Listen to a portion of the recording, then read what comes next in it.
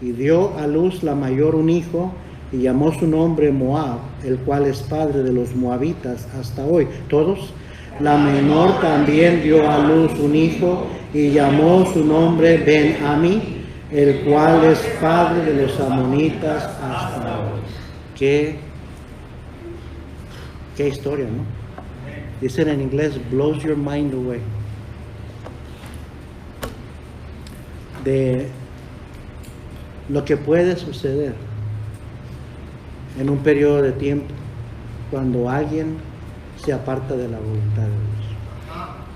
Y hasta dónde puede llegar el pecado del ser humano. La inmoralidad no tiene límites, hermanos. No tiene límites. ¿Sabe usted que ya está en movimiento? En el año 2015, cuando estaba el presidente Obama en su segundo término de presidente, una organización que tenía ya 7, 8 años levantando fondos para la igualdad de los homosexuales, para que pudieran casarse, ser reconocidos y unirse en matrimonio legalmente, logró su objetivo. Y el caso llegó a la Corte Suprema, y la Corte Suprema dio el derecho a los homosexuales de casarse. Y a partir de ese año, en cuanto lograron su objetivo, comenzaron otra campaña, y era para abogar por los derechos de los transgéneros, de aquellos que quieren cambiarse de género. Algo que casi no se oía antes del 2015, del 2014, 2015.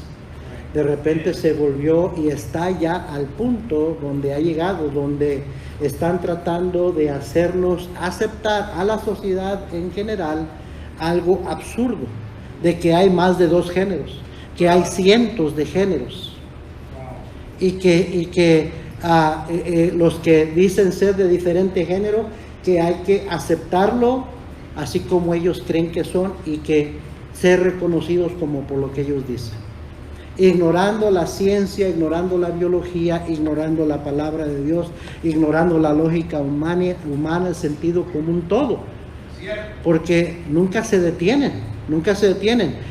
Ahorita ya están comenzando su siguiente campaña, y esa campaña es para el derecho de aquellos que sienten atracción hasta menores de edad, que ya no sea un delito, un crimen, sino que sea plenamente aceptado, que le llaman el amor por los menores.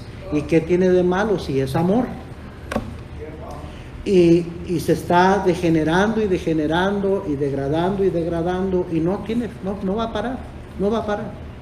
El mundo va de mal en peor. Pero este asunto, la perversión y la inmoralidad, ya viene desde los tiempos bíblicos y antes de eso. Las naciones paganas practicaban toda clase de inmoralidad. El pueblo de Israel, para eso se les dio la ley, para poder tener una ley de valores, de principios morales que los gobernaran, para que no se desenfrenaran en el pecado como el resto de los pueblos. Aquí estamos hablando de mucho tiempo antes de la ley, pero ya vemos la destrucción de estas 2 ciudades. He titulado mi mensaje La destrucción de Sodoma y Gomorra y la ruina de una familia cristiana. Ahorita lo voy a explicar, pero es nada más la introducción, porque últimamente quiero que veamos en detalle el proceso de cómo alguien se va corrompiendo y pervirtiendo, y todo comienza con salirse de la voluntad de Dios, con apartarse de la voluntad de Dios. Así es que vamos a orar y a pedir que Dios bendiga esta primera parte, si me acompañan, por favor. Señor, gracias te damos por esta noche, por esta porción de la Escritura. Ya tenemos rato estudiando los patriarcas, estos capítulos en Génesis, desde el capítulo 11, Señor. Ya estamos en el capítulo 19 y Señor, cuánto material hay aquí, cuántos principios, cuántas advertencias, cuántas luces rojas que deberían de ser para nosotros, Señor, para cuidar cuidarnos personalmente, cuidar nuestras familias, cuidar nuestros hijos, recordar que aunque estamos en este mundo, no somos de este mundo, que nuestra ciudadanía está en el cielo, y Señor, que debemos de vivir como un pueblo propio, santificado, consagrado, diferente a los demás. Señor, obra Espíritu Santo y trae convicción a corazones en esta noche. Ayúdame a predicar tu palabra a mis hermanos, a jóvenes, hasta niños, a poner atención. Señor, aprender de tu palabra. Te lo pedimos todo en el nombre de Cristo Jesús. Amén. Antes que nada, ¿por qué el título? ¿Por qué asignarle el nombre cristiano a Lot y a su familia en el Antiguo Testamento? Alguien preguntará, pues pastor, ¿por qué les llama familia cristiana si no había cristianos en aquel entonces? Bueno, necesitamos ver la pregunta que hizo Abraham al Señor en Génesis 18:23. Cuando le dijo, le pregunta a Dios, ¿destruirás también al justo con el impío? Dios siempre hace diferencia. Amén. Dios hace diferencia desde la creación. Dios separó la luz de las tinieblas. Y la Biblia nos dice claramente que Dios es luz y no hay ninguna tinieblas en él. Y entonces Dios también hace diferencia entre el justo y el impío. Le pregunta a Abraham cuando estaba intercediendo por Sodoma y Gomorra y estaba preguntándole a Dios, ¿destruirás al justo con el impío? No solo Abraham llamó a Lot un justo, porque estaba refiriéndose a su sobrino Lot y a su familia, sino que Dios llama a Lot un justo en el Nuevo Testamento. Mire 2 de Pedro capítulo 2 versículo 6, digo una marca en Génesis. Ahorita regresamos allá. En 2 de Pedro capítulo 2 y versículo 6. 2 de Pedro 2:6. Dice, y si condenó por destrucción a las ciudades de Sodoma y de Gomorra, reduciéndolas a ceniza y poniéndolas de ejemplo a los que habían de vivir impíamente, y libró al justo, ¿qué dice? Lot, abrumado por la nefanda conducta de los malvados, porque ¿qué? Justo, vuelve a llamarle justo, que moraba entre ellos, afligía cada día su alma justa. Vuelve a decirlo el Señor, su alma justa, viendo y oyendo los hechos inicuos de ellos. Y luego nos dice el versículo 9, sabe el Señor librar de tentación a los piadosos y reservar a los injustos para ser castigados en el día del juicio. Otra vez Dios diciéndonos, Dios hace diferencia. Y Dios nunca va a dejar que el impío, que el justo, que el piadoso sea castigado igualmente con el impío. ¿Verdad? Y un justo es alguien que ha sido justificado, que ha sido perdonado, para que entienda, salvado por su fe. Mire Romanos capítulo 3, versículo 10. Romanos capítulo 3 y versículo 10.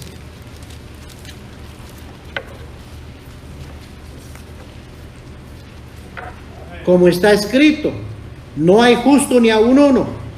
No hay quien entienda, no hay quien busque a Dios. Todos se desviaron, a una se hicieron inútiles. No hay quien haga lo bueno, no hay ni siquiera uno. Todos somos pecadores. Romanos 3:23 dice, por cuanto todos pecaron y están destituidos de la gloria de Dios. Pero no termina ahí el capítulo, brínquese al versículo 20. Ya que por las obras de la ley ningún ser humano será justificado delante de él, porque por medio de la ley es el conocimiento del pecado. La ley es la palabra de Dios.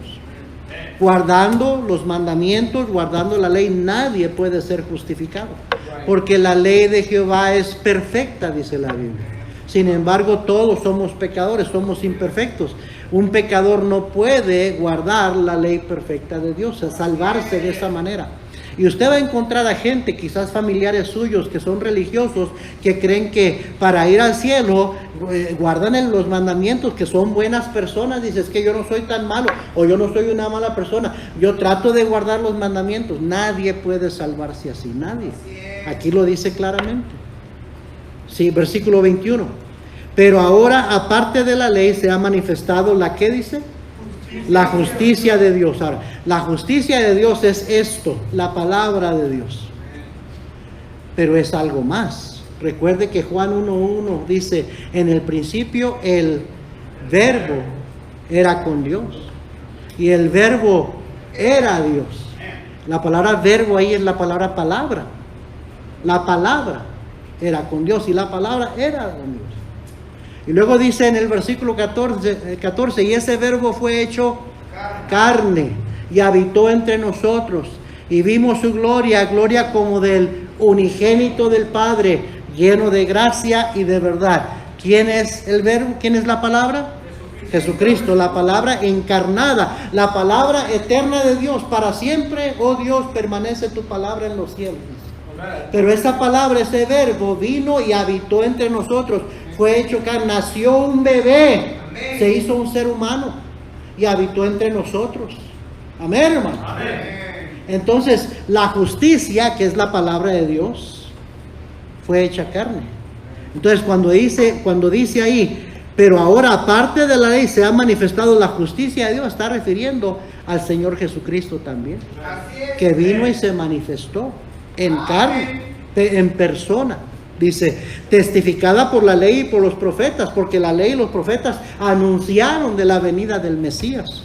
Versículo 22, la justicia de Dios por medio de la fe en Jesucristo, para todos los que creen en Él, porque no hay diferencia por cuanto todos pecaron y están destituidos de la gloria de Dios, siendo justificados, ¿cómo dice? Gratuitamente por su gracia. Por eso dice Efesios 2:8, porque por gracia sois salvos por medio de la fe.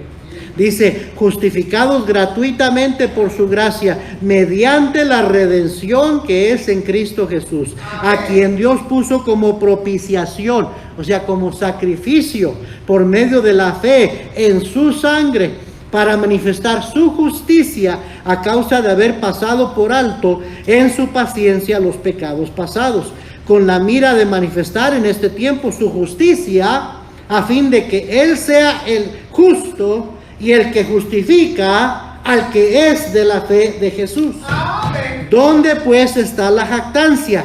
Queda excluida. Lo que está diciendo es, nadie nunca podrá decir, yo me salvé a mí mismo por mi propia justicia. No, nadie va a poder decir eso. Nadie. Porque no hay justo ni aun uno. Solamente por la justicia perfecta de Dios, que es Jesucristo, y por su muerte en la cruz, y por la fe en Él, somos justificados gratuitamente en su nombre, por gracia. Dice, ¿qué descuida? ¿Por cuál ley? ¿Por la de las obras? No, sino por la ley de la fe. Concluimos pues que el hombre es justificado por fe, sin las obras de la ley. Capítulo 4, versículo 1. ¿Qué pues diremos que halló Abraham, nuestro padre, según la carne? Porque si Abraham fuese justificado por las obras, tiene de qué gloriarse, pero no para con Dios. Porque ¿qué dice la Escritura? Creyó Abraham a Dios y le fue contado por justicia. Pero al que obra no se le cuenta el salario como gracia, sino como deuda. Mas el que no obra, sino cree en aquel que justifica al impío, su fe le es contada por justicia. Como también David habla de la bienaventuranza del hombre a quien Dios atribuye justicia sin obras, diciendo, bienaventurados aquellos cuyas iniquidades son perdonadas y cuyos pecados son cubiertos. Bienaventurado el varón a quien el Señor no inculpa de pecado. De ahí viene la doctrina de la justificación. La justificación es un término legal. Es cuando alguien va a corte y claramente, y es juzgado en corte, y se presentan los argumentos de su culpa, y se presenta por el abogado los argumentos de su inocencia. Y al final el juez pasa sentencia y declara al acusado culpable o inocente. En el caso nuestro, la Biblia ya dice que todos somos culpables. Ya no hay argumento para defendernos y decir, no, yo no he pecado, porque ¿quién aquí no ha pecado? Todos somos pecadores, Dios ya lo dice. Entonces no hay contraargumento, no hay defensa. De decir, mire, deje probar las pruebas que tengo de mi inocencia. No, ya venimos a la corte de la palabra de Dios, culpables delante de Dios. Así es. Pero, dice Dios, si pones tu fe en mi Hijo Jesús, quien es la justicia de Dios perfecta, que Él fue sacrificado por ti en la cruz y Él pagó el precio que tú nunca podías pagar excepto en el infierno. Y si tú pones tu fe en Él, vas a ser justificado por la fe. Así es. No por tu conducta, no por tus buenas obras, porque pusiste tu fe en Jesucristo. Amén. La palabra, la justicia de Dios hecha carne. Así es. El sacrificio perfecto de Dios. Y ahora Dios nos reviste de la justicia de su Hijo. Y aunque somos culpables, ya no ve nuestro pecado, ahora ve la justicia de su Hijo por medio de su sangre aplicada a nuestros corazones, a nuestras almas. Y nos declara, oiga bien, nos declara inocentes a pesar de que somos culpables. Entonces dice, ¿dónde está la jactancia? Se queda excluida. Tú nunca vas a poder decir, es porque yo soy una buena persona que entré al cielo. No. Vas a tirarte a los pies de Jesucristo y vas a reconocer que fue por la pura gracia y misericordia de Dios que te salvó. Porque de que eres culpable, de que somos culpables, somos pecadores. Pero Dios por su gracia nos justifica mediante la redención que es en Cristo Jesús. Así es. Qué tremendo, ¿no? Cuando ya empieza uno a estudiar la salvación, todo lo que implica, se da cuenta de lo grande que es nuestra y lo valiosa que es nuestra salvación. Amén. Romanos 5, versículo 1. Justificados, pues, ¿qué dice ahí? Por la fe tenemos paz para con Dios por medio de nuestro Señor Jesucristo, por quien también tenemos ¿qué? Entrada por la fe a esta gracia en la cual estamos firmes y nos gloriamos en la esperanza de ¿qué? De la gloria de Dios. Tenemos una esperanza de que vamos a entrar a la gloria de Dios por esa fe en Cristo Jesús. Amén. Qué tremendo. Entonces la Biblia llama al cristiano justificado.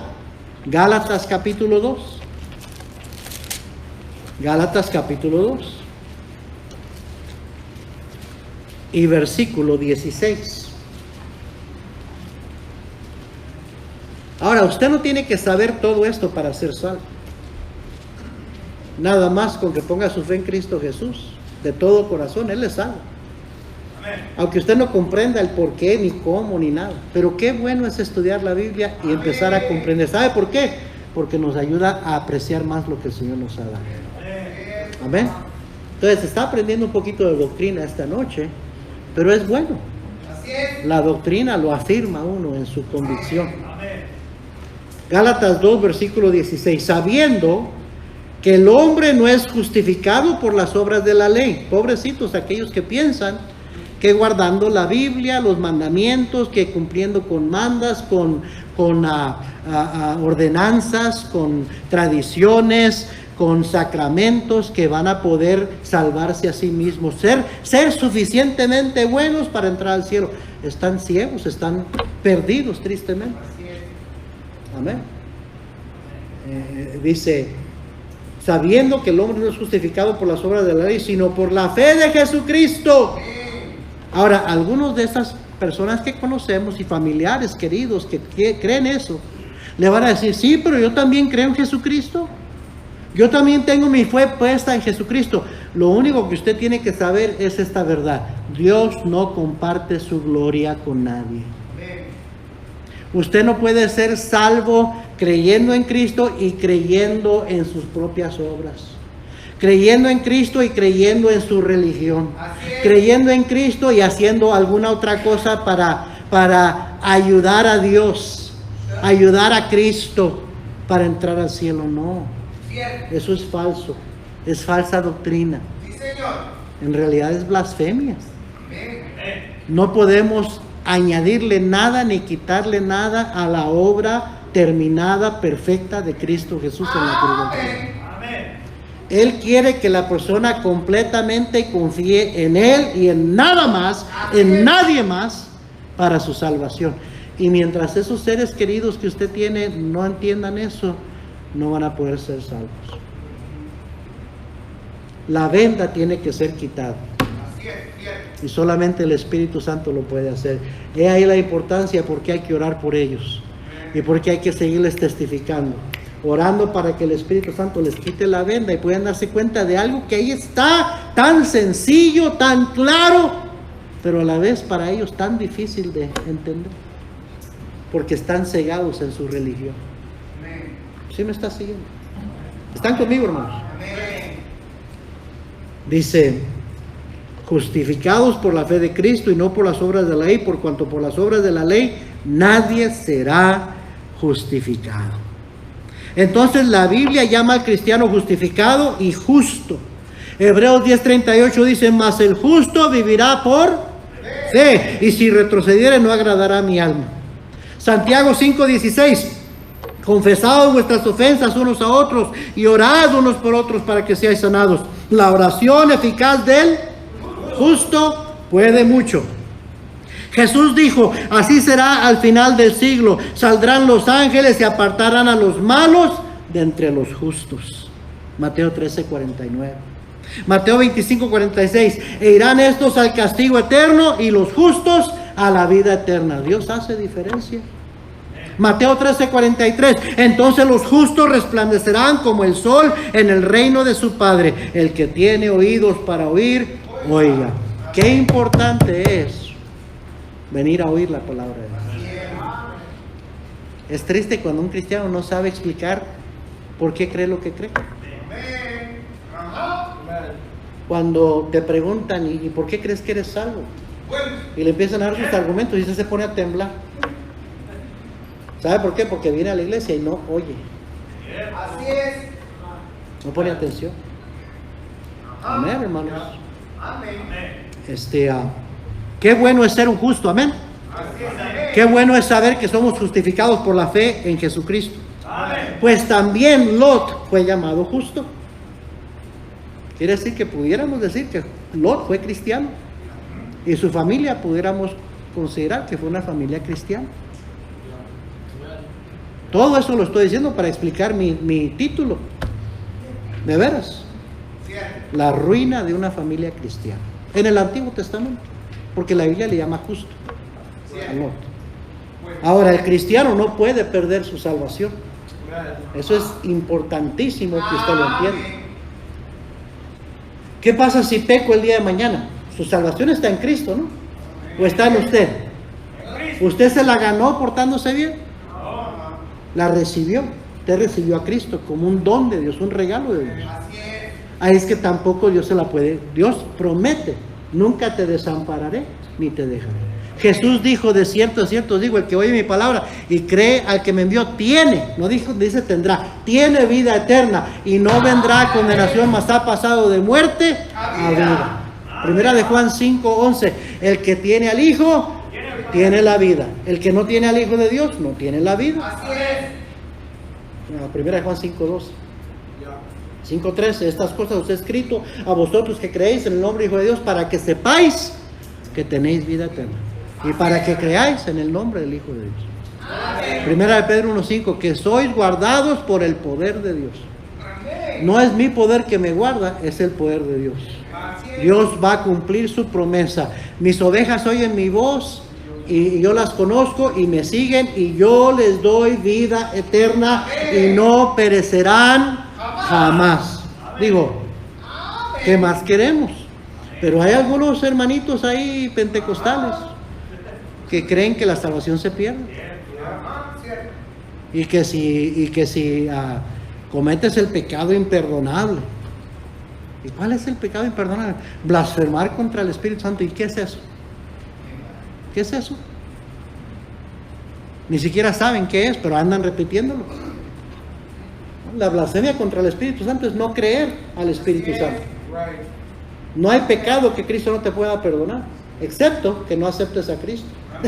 Entonces sí, te quedas sin perdón.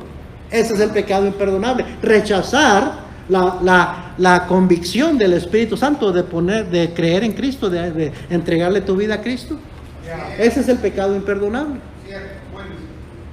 Pero Jesús dijo: el que persevere hasta el fin será salvo. Hay que perseverar. Está sacado fuera de contexto. La salvación no se pierde. Es importante eso. ¿Okay? No hay nada que usted pueda hacer para perder su salvación. No hay nada que usted pueda hacer para perder su salvación. ¿Y qué tal con aquellos que se apartan, pastor, y viven como el diablo y ya nunca ponen pie en la iglesia otra vez y andan bien quitados de la pena? ¿Qué tal esta consideración? Nunca fueron salvos.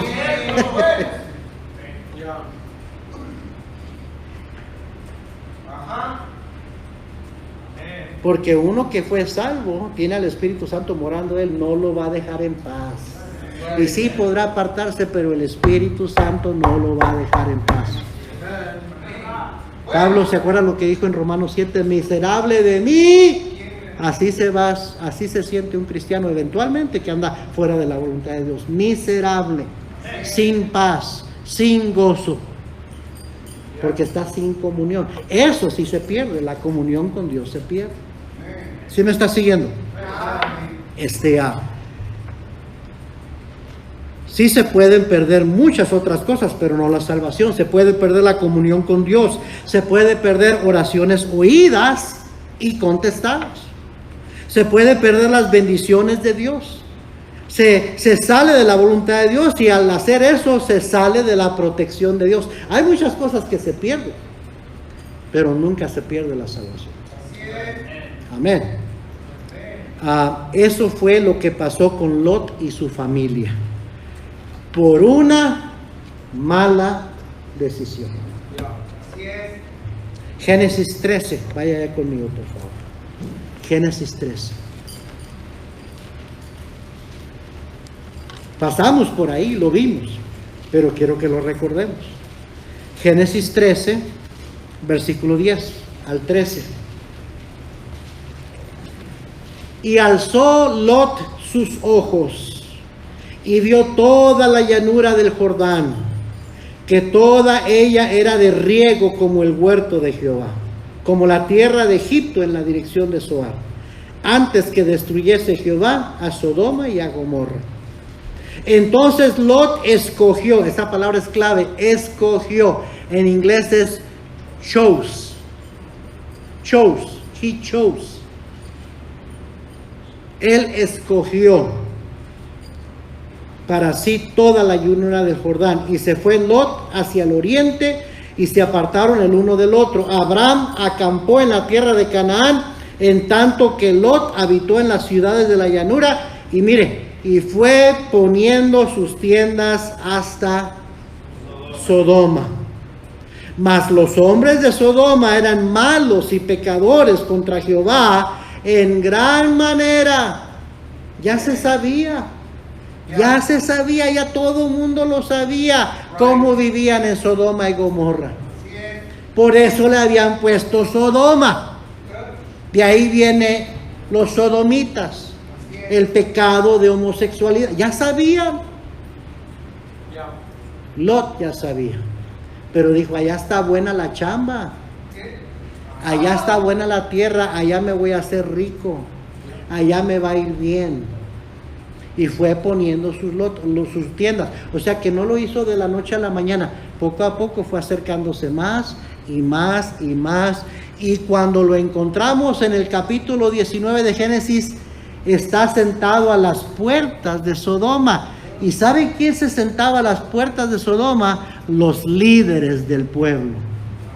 ¿Y por qué cree que le llama a los sodomitas? No, hermanos míos, no hagáis así. No sucedió esto de un día para otro, fue poniendo sus tiendas poco a poco. ¿Me está siguiendo, hermano?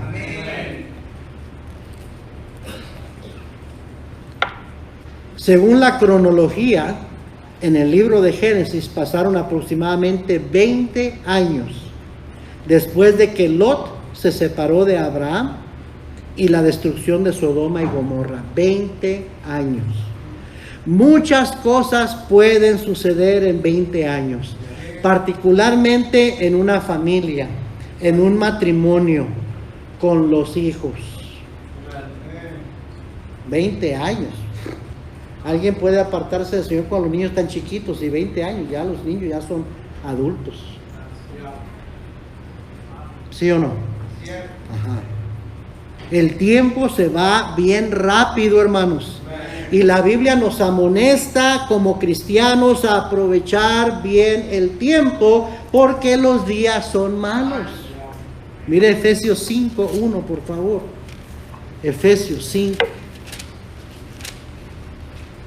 Y nada nos, no lo sé usted, pero nada a los padres y a los abuelos, nada nos recuerda, nos hace ver lo rápido que se está yendo el tiempo, como lo rápido que crecen nuestros hijos y nuestros nietos.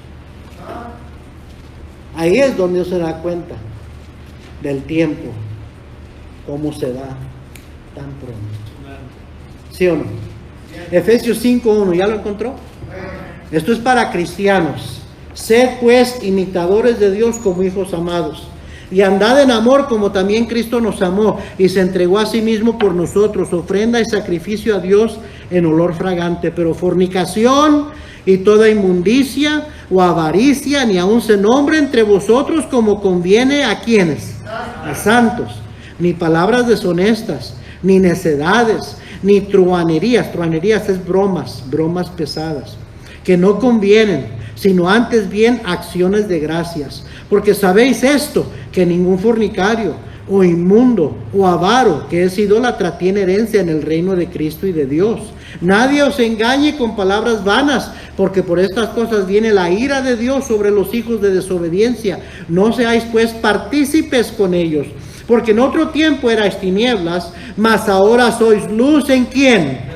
En el Señor. Andad como hijos de luz, porque el fruto del Espíritu es en toda bondad y justicia y verdad, comprobando lo que es agradable al Señor. Y no participéis en las obras infructuosas de las tinieblas, sino más bien reprendedlas, porque vergonzoso es aún hablar de lo que ellos hacen en secreto.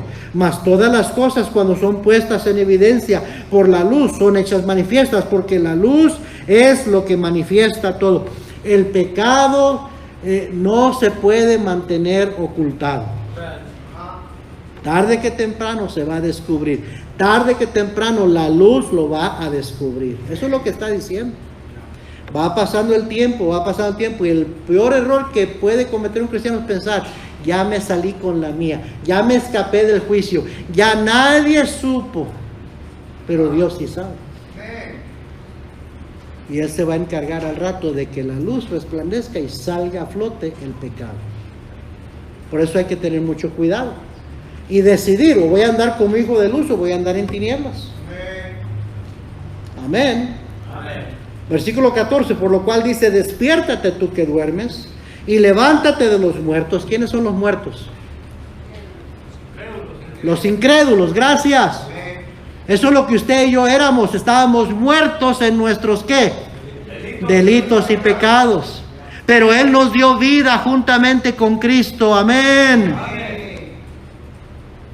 Pero dice: levántate de los muertos. Hey, ya sal de ellos. Ya no eres uno de ellos. Ya no eres tinieblas, ahora eres luz. Si es que eres salvo. Amén. Y te alumbrará Cristo. Mirad pues. Esa palabra mirad quiere decir ten cuidado. Luego dice: con diligencia cómo andéis, no como necios, sino como sabios, aprovechando bien el tiempo, porque los días son malos. Por tanto, no seáis insensatos, sino entendidos de cuál sea la voluntad del Señor. El cristiano debería tener temor salirse de la voluntad de Dios. Decisiones que tomamos. Decisiones que tomamos.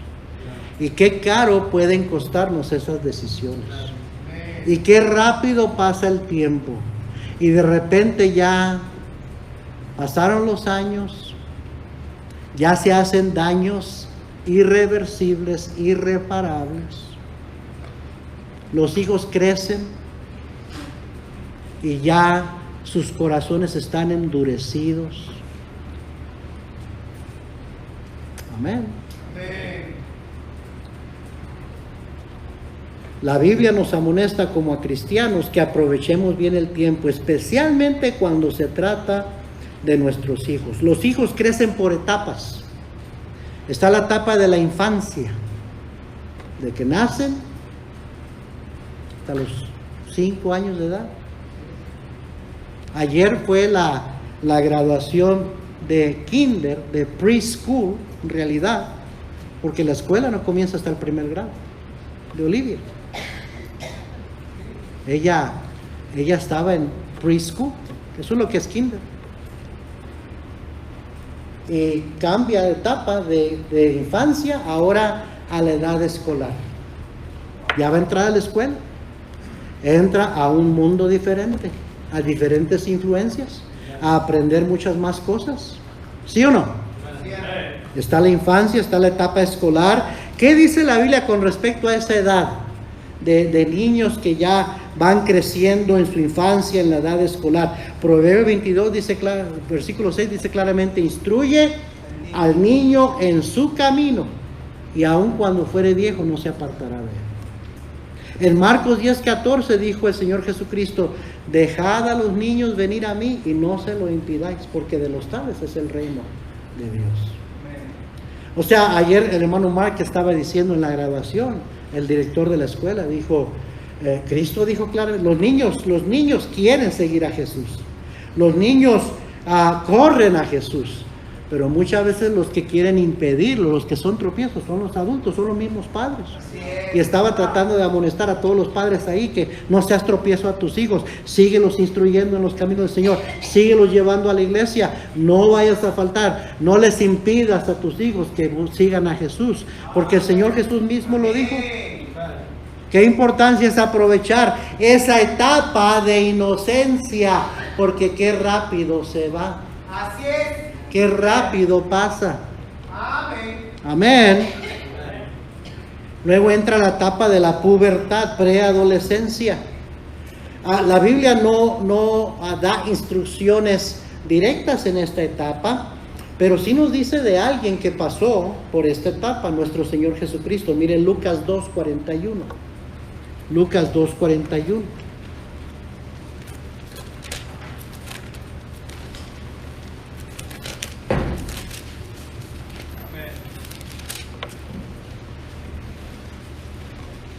Lucas 2:41. ¿Ya lo encontró? Amén. Iban sus padres todos los años a Jerusalén en la fiesta de la Pascua. Y cuando tuvo, ¿cuántos? 12 años.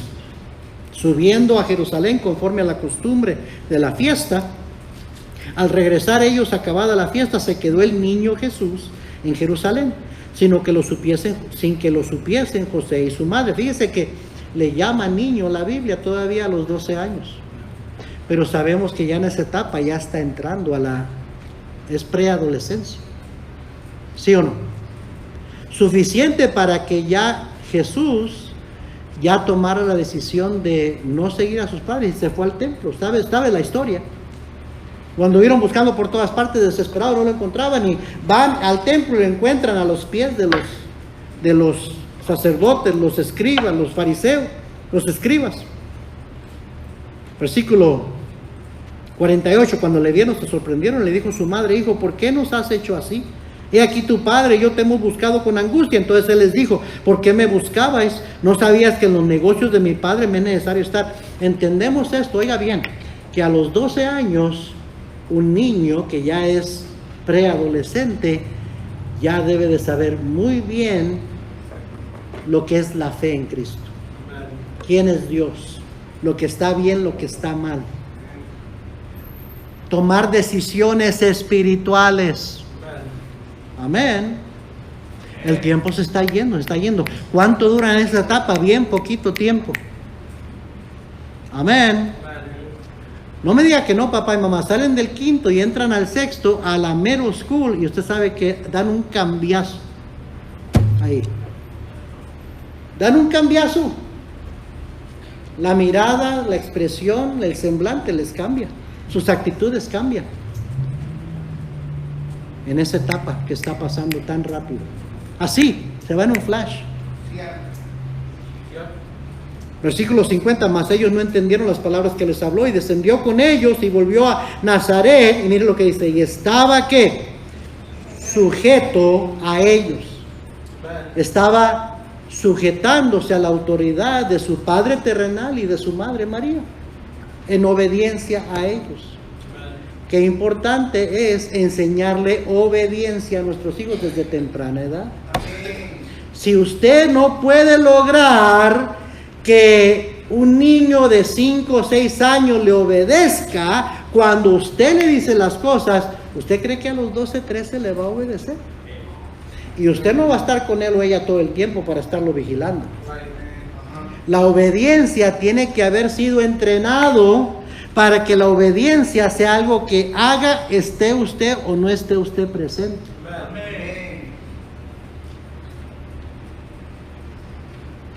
El tiempo se desaprovecha y actuamos como necios en vez de como sabios y aprovechar cada oportunidad que Dios nos da cuando están pequeños.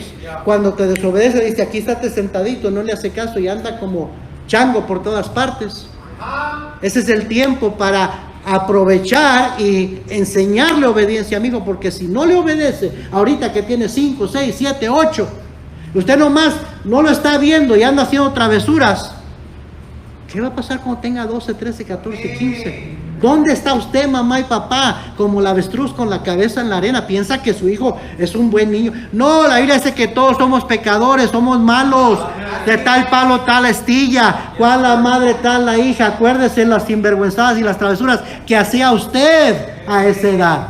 ¿Y qué le hace pensar que no? Mi niño es un angelito, mi niña es una angelita. Los hijos aprenden a ser mañosos, tramposos, mentirosos, a hacerle pensar a su mamá y papá lo que ellos quieren que su mamá y papá piensen, pero en realidad andan portándose diferente.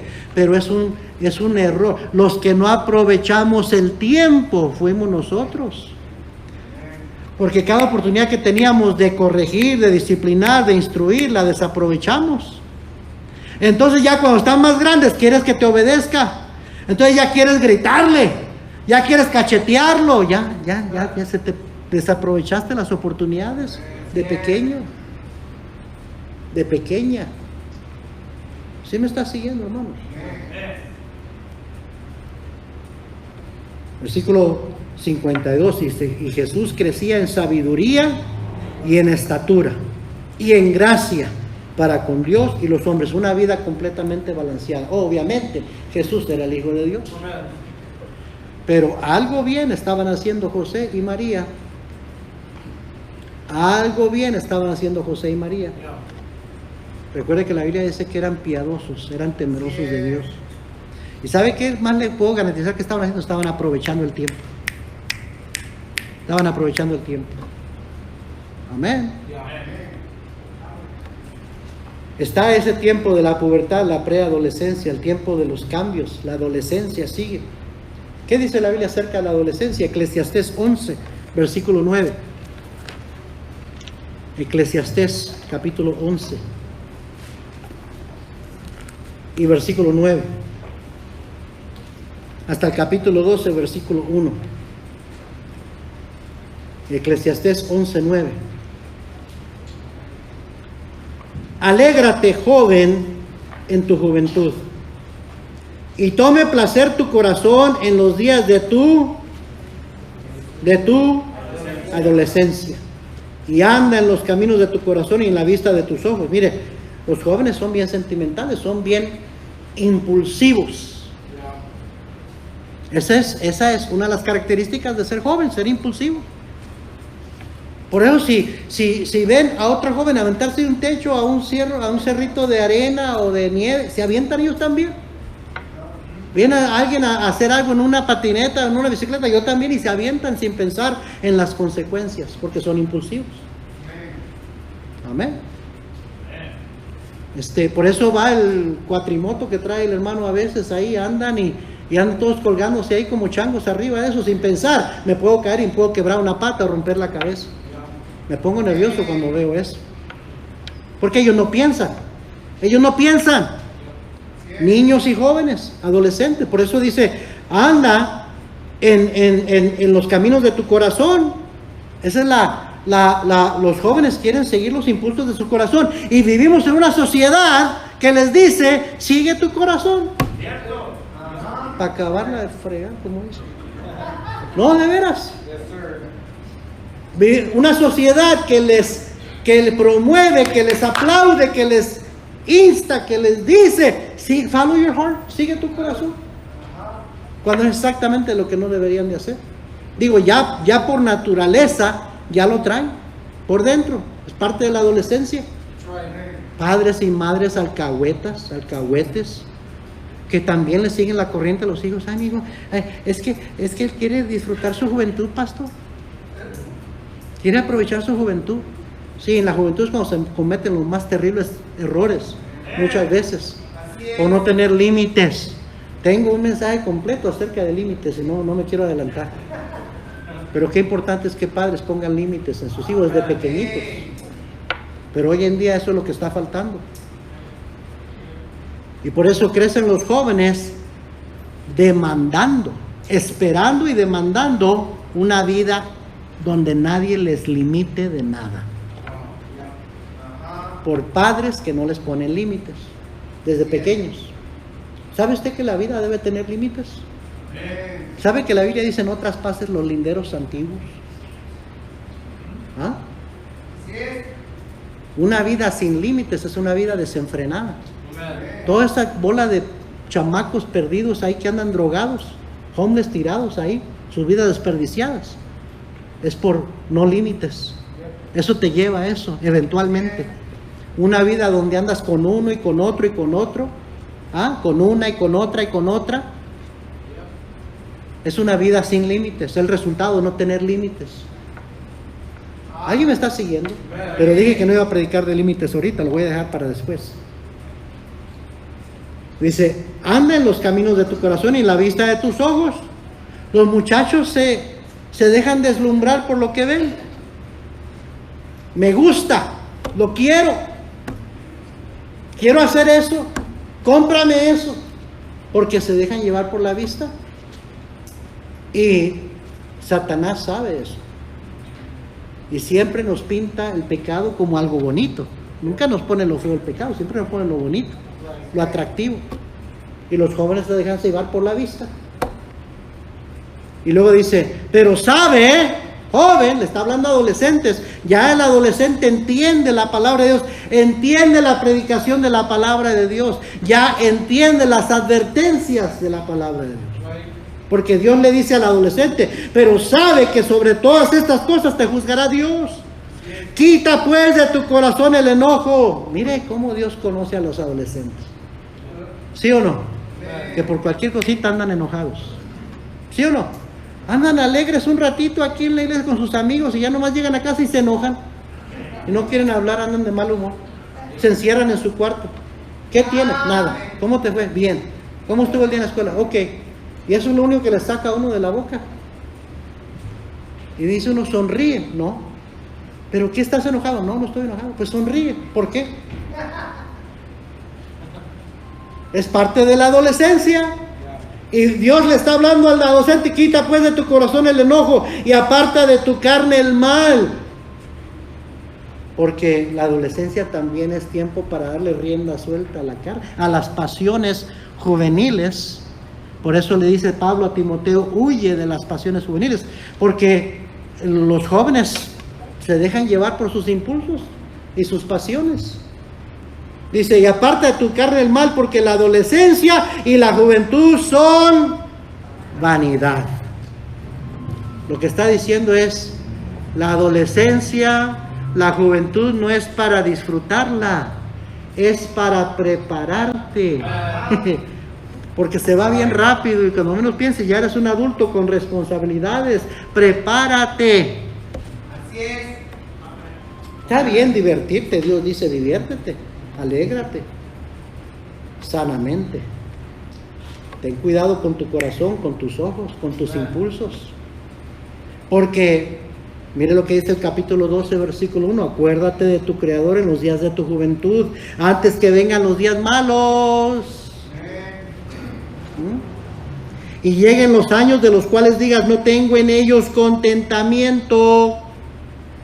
Oye, las decisiones de la adolescencia, la juventud, al rato pueden llegar a que tengas una vida sin contentamiento, amargado, amargada, triste, lleno de problemas, lleno de lamentos. Y por eso dice, no, la juventud, la adolescencia es un tiempo para acordarte de tu Creador, para acordarte de Dios.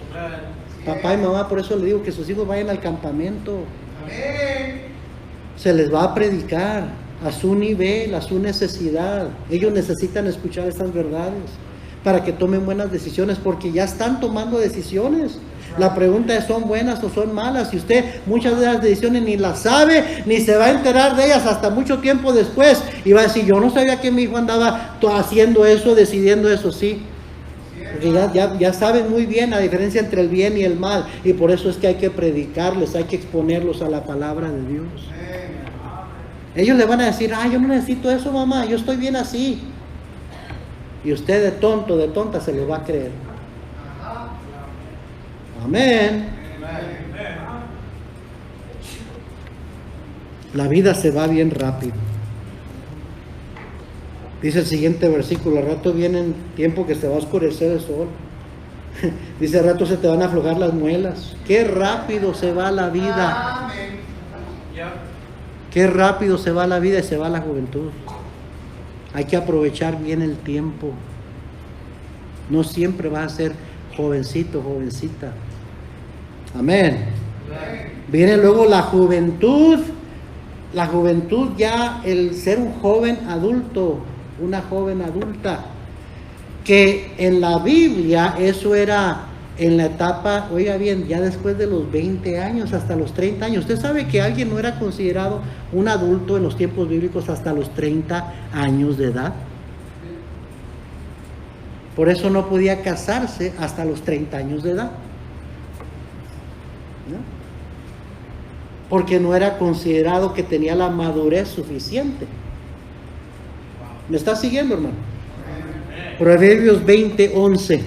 ¿Qué dice la Biblia a los jóvenes? A los jóvenes ya mayores de 19, 20 años.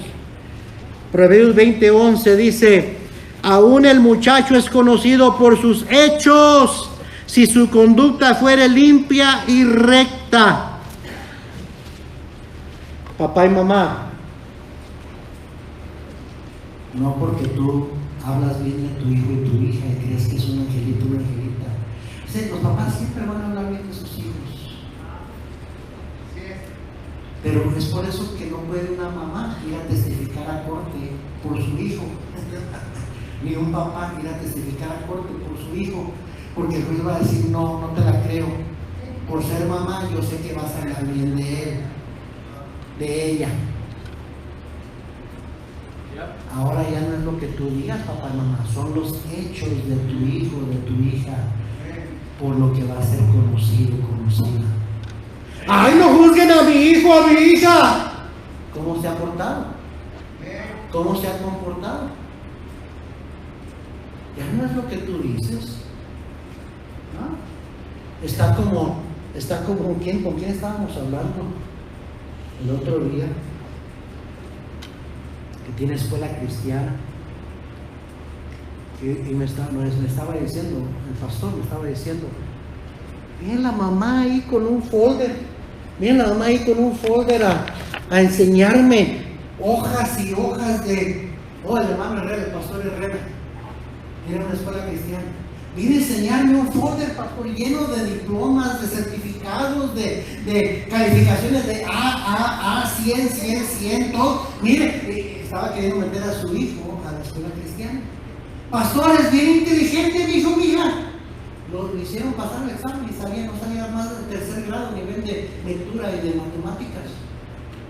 Pero pastor, mira que te puras A's en ciencia, escuela, en lectura, en inglés, en historia, en matemáticas. Puros me manda eso. Pues le mintieron, hermana, porque no puede pasar arriba del tercer grado su calificación. Los hechos hablan más fuerte. ¿Qué importa el papelero que traigas ahí? Sus hechos es lo que va a decir quién es. ¿Sí me está siguiendo? No, pero mi hijo es bien inteligente. Está como el niño ese que llegó llorando a casa de que, mami, ¿qué lloras, mijo? ¿Qué lloras? Los amigos me están tratando mal, me están criticando. ¿Por qué? Me están llamando cabezón y cabezón. No, hijo, no eres cabezón, hijo.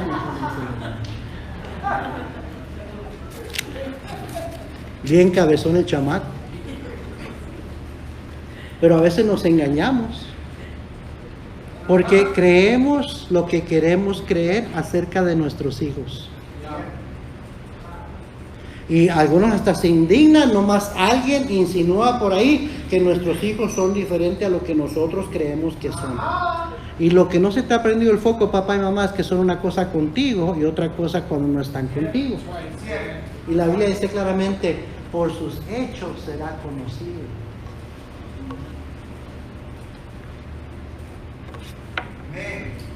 Es el testimonio, la reputación que va a tener por sus hechos. ¿Me está siguiendo, hermano?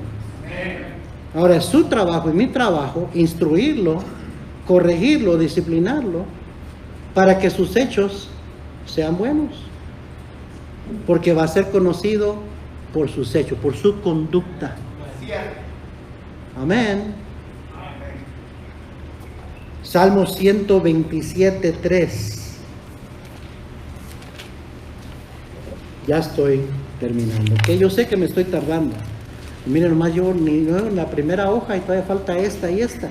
Pero no la voy a terminar hoy. Cálmense. No se pongan en pánico, que no cunda el pánico.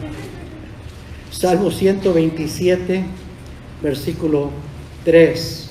He aquí, herencia de Jehová son los hijos, cosa de estima el fruto del vientre, como saetas en manos del valiente, así son los hijos habidos en la juventud. No. El hombre tenía que tener 30 años para casarse, la mujer no. Porque el hombre iba a ser la cabeza del hogar, el líder, el que mantenía su hogar. Y está hablando de los hijos habidos, tenidos en la juventud. O sea que la edad de los 20 a los 30 muchas veces es la edad para tener hijos. Una mujer. ¿Se me está siguiendo? Pero los hijos, qué rápido crecen. Qué rápido crecen. Y son saetas. Quiere decir que no son para nosotros, son para lanzarlos como saetas al mundo. Cada etapa en el crecimiento de nuestros hijos pasa tan rápido, cuando menos pensamos, ya los hijos están listos, para ser lanzados como saetas al mundo. Muchos, tristemente, se van solos. No son los padres los que los lanzan, ellos se van antes de tiempo. Cometen graves errores. Muchos de estos errores son el resultado de falta de supervisión de los padres, falta de separación del mundo. Eso es lo que le pasó a Lot. Falta de instrucción, falta de amonestación, falta de comunicación, falta de disciplina. Proverbio 29:17, corrige a tu hijo y te dará descanso y dará alegría a tu alma. Proverbios 19:18, castiga a tu hijo en tanto que hay esperanza. Ahí hay un sentido de urgencia, en tanto, pronto se te va a ir, pronto va a estar muy grande, corrígelo temprano. Proverbios 13:24, el que detiene el castigo a su hijo aborrece, mas el que lo ama desde temprano lo corrige. Pero ¿saben qué? Yo sinceramente creo que Lot sí trató de vivir una vida piadosa en medio de terrible impiedad. Y creo también que trató de inculcarle su fe a su esposa y a sus hijos, por lo que leímos. Que él dice que abrumado por la nefanda conducta de los malvados, porque este justo, que moraba entre ellos, afligía cada día su alma justa, viendo y oyendo los hechos inicuos de ellos. ¿Cachó lo que dije? Voy a leerlo otra vez. Abrumado por la nefanda conducta de los malvados, porque este justo, que moraba entre ellos. Afligía cada día su alma justa, viendo y oyendo los hechos inicuos de ellos. ¿Captó lo que dije?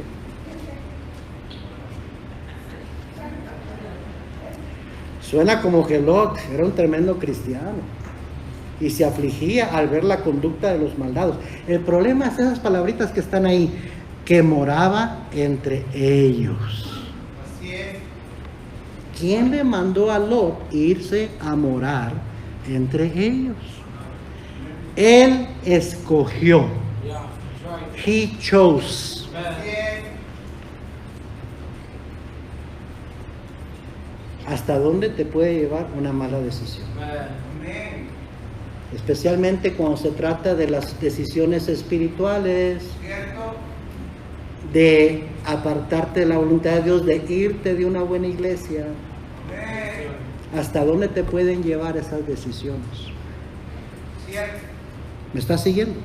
Amén. El problema fue su falta de separación, su afán por lo material, su creencia de que podía andar en el lodo sin ensuciarse, sin que le afectara a su familia. ¿Puede alguien meterse al lodo sin que te ensucies? Y allá fue meterse al lodo. ¿Sí o no? ¿De dónde nos sacó el Señor cuando nos salvó? ¿Del lodo qué? Cenagoso. Allá fue a meterse al cochambre del pecado. ¿Y quién puede andar en lodo sin ensuciarse? ¿Me estás siguiendo? Quizás sí trató de inculcarles, de enseñarle a sus hijos, a su esposa, pero nuestros hechos son más poderosos que nuestras palabras. Con esa decisión, y continúo la próxima semana, pero con esa decisión, Lot selló la ruina de su familia. La ruina de su familia.